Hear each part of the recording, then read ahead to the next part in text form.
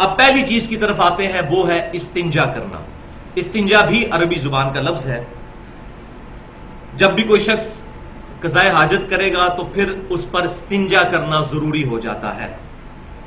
یہ بعض عوام کے اندر مشہور ہے کہ کسی کا وضو ٹوٹ جائے ہوا نکلنے سے تو استنجا کرنا ضروری ہے، تو یہ بالکل جھوٹی بات ہے۔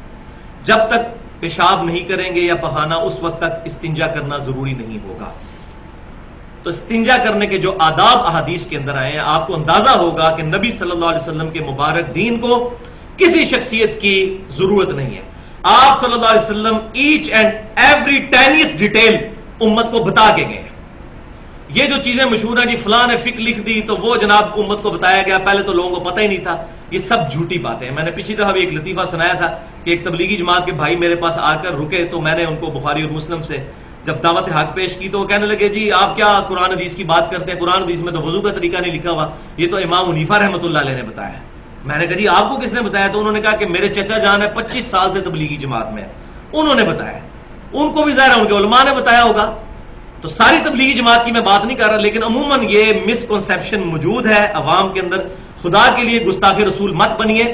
محمد فرق بین الناس، صحیح بخاری کی حدیث ہے، محمد صلی اللہ علیہ وسلم حق اور باطل کے درمیان فرق ہے۔ آپ صلی اللہ علیہ وسلم کا مبارک دامن جو تھامے گا وہ صحیح معنوں میں مسلم ہوگا، ادروائز وہ اپنے اسلام پر شک کرے۔ کسی کو یہ وہم آیا کہ نبی صلی اللہ علیہ وسلم کوئی ادھورا دین دے کر گئے تھے جس کو بعد میں کسی شخصیت نے مکمل کیا، ایسے شخص کو اپنے اسلام کے اوپر خود ہی تفکر کر لینا چاہیے۔ ہمیں کسی پر تکفیر کرنے کی ضرورت نہیں، فتویٰ کفر کا لگانے کی ضرورت نہیں۔ تو صحیح بخاری اور مسلم کی متفق علیہ حدیث ہے کہ امام کائنات صلی اللہ علیہ وسلم نے فرمایا کہ جب بھی کوئی شخص استنجا کرنے کے لیے ٹوائلٹ میں جائے یا کسی اور جگہ پر، پردے والی جگہ پر، وہ حدیث میں ڈیٹیل سے ہے کہ پردے والی جگہ پہ جانا ہے، تو دعا مانگے پہلے ہی وہاں داخل ہونے سے پہلے، اللہم انی اعوذ بک من الخبث والخبائث۔ عربی میں نہ آتی ہو اردو میں مانگ لیں کہ اے اللہ شریر جنوں سے اور شریر جننیوں سے میں تیری پناہ میں آتا ہوں، کیونکہ سنن نسائی میں پھر ڈیٹیل اس حدیث کے ساتھ الفاظ ہیں آپ صلی اللہ علیہ وسلم کے کہ ان جگہوں پر شریر جنات جو ہیں وہ موجود ہوتے ہیں، اور اکثر اوقات آپ سنتے ہیں کہ لوگوں پر جن بھی چڑھ جاتے ہیں، یہ بالکل حق ہے کہ ایسا ہو جاتا ہے، ہمیشہ نہیں ایسا ہوتا، بعض اوقات وہ فراڈ بھی ہوتا ہے، لیکن ایسے ہو بھی جاتا ہے، اس کی وجہ یہی ہوتی ہے کسی ایسی جگہ پر پیشاب کر لیجئے، تو پہلے جو ہے یہ دعا مانگ لی جائے۔ دوسری حدیث صحیح بخاری اور مسلم کے متفق علیہ حدیث ہے کہ آپ صلی اللہ علیہ وسلم نے فرمایا کہ جب بھی کوئی شخص پیشاب کرنے کے لیے بیٹھے تو نہ قبلے کی طرف رخ کرے اور نہ پشت۔ تیسری حدیث صحیح بخاری اور مسلم کی متفق علیہ حدیث کہ آپ صلی اللہ علیہ وسلم نے فرمایا کہ جو بھی شخص استنجا کرے تو وہ اپنے دائیں ہاتھ سے اپنی شرمگاہ کو نہ چھوئے، بلکہ اپنی بائیں ہاتھ سے شرمگاہ کو چھوئے اور استنجا کرے۔ چوتھی حدیث صحیح بخاری اور مسلم کی متفق علیہ حدیث ہے کہ آپ صلی اللہ علیہ وسلم نے فرمایا کہ اگر تمہیں مٹی کے ڈھیلوں سے استنجا کرنا ہو تو کم از کم 3 ڈھیلے استعمال کرو، اور زیادہ بھی کرنے ہو تو طاق عدد میں۔ تو یہ بات سمجھ لیں، استنجے کا معاملہ بالکل ڈیفرنٹ ہے۔ وضو اور غسل اگر پانی ہے تو مٹی سے نہیں ہوگا، لیکن استنجا واحد چیز ہے جو مٹی سے بھی ہو جائے گی چاہے پانی موجود ہو۔ نبی صلی اللہ علیہ وسلم سے مطلقاً پانی کی موجودگی میں مٹی کے ڈھیلوں سے استنجا کرنا ثابت ہے، اور آپ صلی اللہ علیہ وسلم سے بعض اوقات مٹی کے ڈھیلوں سے استنجا کرنے کے بعد پانی سے استنجا کرنا بھی ثابت ہے، اور بعض اوقات مطلقاً پانی سے بھی استنجا کرنا ثابت ہے۔ تو یہ تینوں طریقے ثابت ہیں۔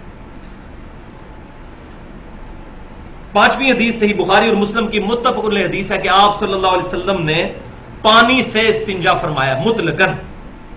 یہاں یہ بات بھی یاد رکھیں کہ ٹیشو پیپر بھی استعمال کر سکتے ہیں۔ ٹیشو پیپر اگر استعمال کریں گے تو اس کے بعد پھر پانی سے استنجا کرنا ضروری ہوگا، کیونکہ ٹیشو پیپر مٹی نہیں ہے۔ اگر مٹی کا ڈھیلا استعمال کر لیں تو مٹی خود ہی طہارت کر دے گی۔ ٹیشو پیپر کے بعد پھر پانی سے استنجا کرنا ضروری ہوگا۔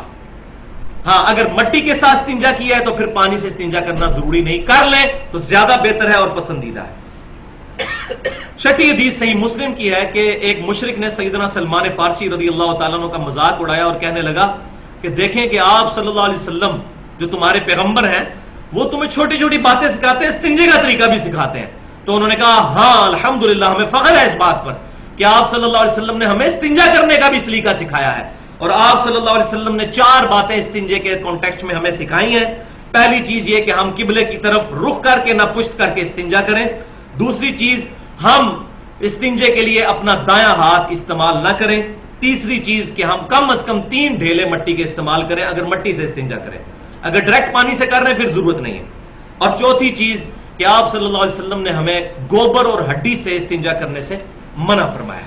اور اس کی وجہ کیا ہے؟ وہ 7ویں حدیث صحیح مسلم کی کہ آپ صلی اللہ علیہ وسلم نے فرمایا کہ تمہارے بھائی جو جن ہیں ان کی خوراک ہڈی اور گوبر کے اندر ہے، لہٰذا تم اس سے استنجا نہ کرو. اور یہی اکثر اوقات ہوتا ہے کہ ایسی جگہوں پر استنجا کرنے سے اور پیشاب کرنے سے جو ہے وہ پھر جنات چمٹ جاتے ہیں. اور 8ویں حدیث جامعہ ترمذی، سنن نبی داؤد اور سنن ابن ماجہ کی ہے کہ نبی صلی اللہ علیہ وسلم جب استنجا کر کے قضائے حاجت کر کے باہر آتے، اس جگہ سے نکلتے تو پھر دعا کرتے غفرانک. غفرانک وقف کریں گے تو غفرانک، اے اللہ میں تجھ سے مغفرت طلب کرتا ہوں. تو یہ دعا ہے استنجا خانے سے نکلنے. اس کے علاوہ جتنی دعائیں ہیں وہ ضعیف ہیں. یہاں پہ ایک اہم مسئلہ صحیح بخاری اور صحیح مسلم میں موجود ہے، متفق علیہ حدیث کہ آپ صلی اللہ علیہ وسلم ایک جگہ سے گزر رہے تھے تو آپ صلی اللہ علیہ وسلم رک گئے اور فرمایا کہ ان 2 قبر والوں کو عذاب ہو رہا ہے، اور کسی بڑی وجہ سے نہیں. ان میں سے ایک شخص جو ہے وہ پیشاب کے چھینٹوں سے نہیں بچتا تھا اور دوسرا شخص جو ہے وہ چغلی کھایا کرتا تھا. لہذا پیشاب کے چھینٹوں سے بچنا بہت ضروری ہے. اور یہ جو بیٹھ کے پیشاب کرنے کی حکمت بھی یہی ہے کہ پیشاب کے چھینٹوں سے بچا جائے.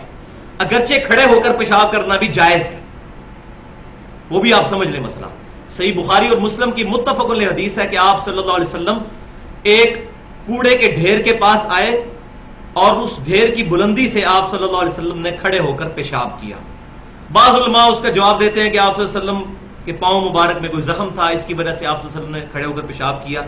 لیکن ایسی کوئی بات مجھے احادیث میں ملی نہیں. اگر ہو بھی تب بھی مطلقاً جواز مل گیا کھڑے ہو کر پیشاب کرنے کا، مرد کے لیے، عورت کے لیے نہیں. اور اس میں ہے کہ اونچی جگہ پر، اس کی حکمت یہ ہے کہ اونچی جگہ سے جب مرد پیشاب کرے گا تو چھینٹے اس پر نہیں پڑیں گے، یہ حکمت ہے. لہذا آج کل جو ملٹی نیشنل جو کمپنیز کی جو بنی ہوئی ہیں رہائشیں، اسی طریقے سے جو ہوٹلز ہیں، اس کے اندر جو پینٹ والے حضرات کے لیے انہوں نے کھڑے ہو کر پیشاب کرنے کی جو جگہ بنائی ہوتی ہے، اگر وہ قبلہ رخ نہ ہو تو الحمدللہ ہمارے نبی صلی اللہ علیہ وسلم نے پوری امت کے لیے، آپ پیغمبر ہیں، اس چیز کی اجازت مرحمت فرما دی. اور یہ میں اپنی طرف سے نہیں کہہ رہا، امام ترمذی رحمۃ اللہ علیہ صحیح بخاری اور مسلم کی وہ حدیث بھی لے کے آئے ہیں پہلے کہ جو آپ صلی اللہ علیہ وسلم نے فرمایا کہ کوئی بھی شخص جو ہے کھڑے ہو کر پیشاب نہ کرے. اس کے بعد اگلی ایک اور حدیث لے کے آئے جامعہ ترمذی میں، اور اس پر باب باندھا ہے کہ وہ حدیث منسوخ ہے کہ جس میں آپ صلی اللہ علیہ وسلم نے کھڑے ہو کر پیشاب کرنے سے منع کیا تھا، کیونکہ آپ نے خود کھڑے ہو کر پیشاب کیا. اور امام ترمذی رحمۃ اللہ علیہ نے اس پر باب باندھ دیا ہے الحمدللہ کہ کھڑے ہو کر پیشاب کرنے کا جواز یہ موجود ہے. اصل مسئلہ یہ ہے کہ چھینٹے نہیں پڑنی چاہیے. بیٹھ کے بھی اگر آپ کسی ایسی جگہ پہ پیشاب کر رہے ہیں کہ چھینٹے اڑ کے اوپر پڑ رہے ہیں تو پھر بیٹھ کے کرنا بھی منع ہو جائے گا وہاں پر. تو یہ بات اصولی بات، اس کی تھیم سمجھ لیں. استنجے کے کانٹیکسٹ میں آخری اہم ترین مسئلہ، یہ بہت ضروری مسئلہ ہے. بڑی معذرت کے ساتھ ہمارے مسلمانوں کی اکثریت کو، کیا دیندار کیا بے دین، استنجا کرنے کا صحیح طریقہ ہی نہیں آتا. اور اکثر مجھے بھی فون کالز آ رہی ہوتی ہیں، لوگ آ کے مل رہے ہوتے ہیں، جناب جی ہمیں تو قطروں کی بیماری ہے، کوئی ہمیں اور الٹرنیٹو کوئی آسانی بتا دیں. تو بھائیو، قطروں کی کوئی بیماری نہیں ہوتی، اصل میں استنجا کرنے کا طریقہ ہی نہیں آتا ہوتا.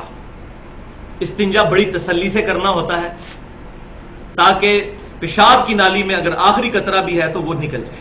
تو اس بات کو آپ ذرا سائنٹیفکلی سمجھ لیں کہ اگر کسی ٹوٹی کے آگے پائپ کو لگایا جائے اور پیچھے سے ٹوٹی کھول دی جائے اور تھوڑی دیر بعد اس ٹوٹی کو بند کر دیا جائے تو پانی پائپ میں سے دوسری طرف نکل جائے گا، لیکن باوجود اس کے کچھ نہ کچھ پانی کے قطرے اس پائپ کی دیواروں کے ساتھ اندر کی طرف چپکے رہیں گے. یہ نیچرل پروسیس ہے. اور یہی وجہ کہ ٹوٹی بند کرنے کے بھی 3 یا 4 منٹ کے بعد بھی آپ اگر پائپ کو اس طرح اٹھائیں گے تو اس میں سے قطرے نکلنے شروع ہو جائیں گے. تو یہ نیچرل پروسیس ہے. اس کو اگر کوئی شخص کہے کہ یہ ٹوٹی لیک کر گئی ہے تو اس کی بیوقوفی ہے. بات سمجھ آ گئی؟ جب قطروں کی مجھے بیماری ہے تو ٹوٹی لیک ہے، تو یہ بیماری نہیں ہے بلکہ وہ نیچرل پروسیس ہے. اسی طریقے سے جو پیشاب کی نالی ہے اس میں کچھ نہ کچھ پیشاب باقی رہتا ہے پیشاب کرنے کے بعد. اب ادھر تو افراتفری مچی ہوتی ہے لوگوں کو. اور لوگ جو ہے وہ فوراً پیشاب کر کے اور پھر بعد میں جو ہے وہ شرمگاہ والی جگہ کے اوپر جو ہے پانی جو ہے وہ چھڑک رہے ہوتے ہیں. وہ صحیح سند سے ثابت ہے جامعہ ترمذی میں، سنن ابی داؤد میں، رومالی پر پانی چھڑکنا تاکہ شیطان وسوسہ نہ دلائے. لیکن بھائی اگر آپ کو خود پتا چل گیا کہ میرا قطرہ نکل گیا تو آپ اس کا سہارا تو نہیں لے سکتے، اپنے آپ کو دھوکہ تو نہیں دے سکتے. پھر تو آپ کے وہ کپڑے بھی ناپاک اور وضو بھی گیا. تو اس کے لیے یہ ہے کہ ویل بیفور نماز استنجا کر کے اپنے آپ کو تیار کریں. آخری 2-3 منٹوں میں نہیں، پہلے ایک دفعہ استنجا کریں. اس کے بعد جس طرح یہاں ہمارے جو پٹھان بھائی ہیں خیبر پختونخوا والی سائڈ کے اوپر، تو وہ جس کو ہم پنجابی میں وٹوانی کہتے ہیں وہ کرتے ہیں. وہ کیا کرتے ہیں، پیشاب کرنے کے بعد تھوڑی دیر ٹہلتے رہتے ہیں اور مٹی کا ڈھیلا اپنے ہاتھ میں پکڑ لیتے ہیں اور اس قطرے کے آنے کا انتظار کرتے ہیں جو انڈر گریوٹی آتا ہے، جس طرح پائپ میں سے پانی نکلے گا. اس کے بعد اس کو پوچھ لیتے ہیں اور پھر اس کے بعد کبھی قطرہ نہیں آتا. کروڑوں میں کوئی ہوگا جس کو بیماری ہوگی. یہاں تو ہر بندہ مریض بنا ہوا ہے، جی مجھے قطرے آتے ہیں، مجھے قطرے آتے ہیں. استنجے کا طریقہ نہیں آتا، پوچھتے ہوئے بھی شرماتے ہیں. نہ بتانے والوں کو صحیح پتا ہے، نہ پوچھنے والوں کو صحیح پتا ہے کہ پوچھنا کیسے. تو اس کو ٹیکنیکلی آپ بات کو سمجھ لیں. ایک دفعہ پیشاب کرنے کے بعد باہر نکلیں، تھوڑی سی چہل قدمی کریں، آگے پیچھے چلیں اور تھوڑا سا قطرہ آنے کا انتظار کریں. اس کے بعد آپ دوبارہ جائیں اور پھر جو ہے وہ بالکل اس طریقے سے جیسے علماء نے اس بات کو سمجھایا بڑے صحیح طریقے کے ساتھ. شیخ عبدالقادر جیلانی رحمۃ اللہ علیہ نے بھی غنیۃ الطالبین میں لکھا ہے کہ جس طرح بھینس کا تھن دودھ کے لیے دھویا جاتا ہے، اس طریقے سے شرمگاہ کو سونتے تاکہ اس کا قطرہ وہ جو بیچ میں موجود ہو وہ نکل جائے. اس کے بعد انشاءاللہ تعالی کبھی قطرہ نہیں آئے گا. تو یہ مسئلہ میں نے ایمانداری کے ساتھ بتا دیا. لہٰذا یہ جو بیماری شماری والا چکر ہے وہ اپنی سستی ہوتی ہے، بیماری شماری کوئی نہیں ہوتی ہے. اس لیے مجھے کوئی آگے بیماری جب پوچھتا ہے تو میں کہتا ہوں بھائی پہلے استنجے کا طریقہ تو بتاؤ. تو یہ بات آپ سمجھ لیں، استنجے کا طریقہ یہ ہے. اب اس کے باوجود، یہ تمام چیزیں کرنے کے باوجود کسی شخص کو قطرے آئیں. اچھا وہ قطرے آتے بھی استنجے کے بعد ہیں. اگر آپ کو استنجے کے بعد قطرے آتے ہیں تو آپ نماز سے 1 گھنٹہ پہلے استنجا کر لیں. ضروری ہے نماز کے وقت ہی کرنا ہے، آگے پیچھے نہیں آتے. یہ تو نہیں ہوتا کہ نماز کوئی پڑھ رہا ہے اور استنجا اس نے صبح کا کیا ہوا ہے اور نماز پڑھے تو قطرے نکلتے جا رہے ہیں. ایسے تو کبھی بھی نہیں ہوتا. اس کا تعلق چونکہ استنجے کے ساتھ ہوتا ہے، لہذا ویل بیفور ٹائم اپنے آپ کو تیار کر لیں. لیکن پھر بھی اگر کسی کو ایسی بیماری ہے، لیکن ویسے یہ ہوتی نہیں ہے، میں تھریٹیکلی یہ بتا رہا ہوں اس لیے تاکہ کوئی یہ نہ کہے کہ یہ چیز میں نے ایڈریس نہیں کی ہے، تو اس کے لیے پھر حکم یہ ہوگا کہ وہ شخص ہر نماز کے لیے الگ وضو کرے گا. ایک وضو سے ایک نماز پڑھ لے. اس دوران اگر اس کا قطرہ نکل رہا ہے تو وہ نماز پڑھتا رہے، بعد میں اتنی جگہ کو دھو لے. لیکن وہ ایک وضو ایک نماز کے لیے کافی ہوگا. اس کا ثبوت صحیح بخاری کی حدیث ہے. یہ امام حنیفہ رحمۃ اللہ علیہ نے نہیں فرمایا، میرے امام صلی اللہ علیہ وسلم نے فرمایا. صحیح بخاری میں حدیث ہے. استحاضہ والی عورت کے لیے، استحاضہ والی عورت وہ ہے کہ جس کو حیض کے دنوں کے بعد بھی خون آتا رہتا ہے. تو اس طرح ایک صحابیہ تھی تو نبی صلی اللہ علیہ وسلم نے فرمایا کہ یہ حیض کا خون نہیں، بس ایک دفعہ غسل کر لیا، اب ہر نماز کے لیے الگ سے وضو کرو اور خون کو دھو لو.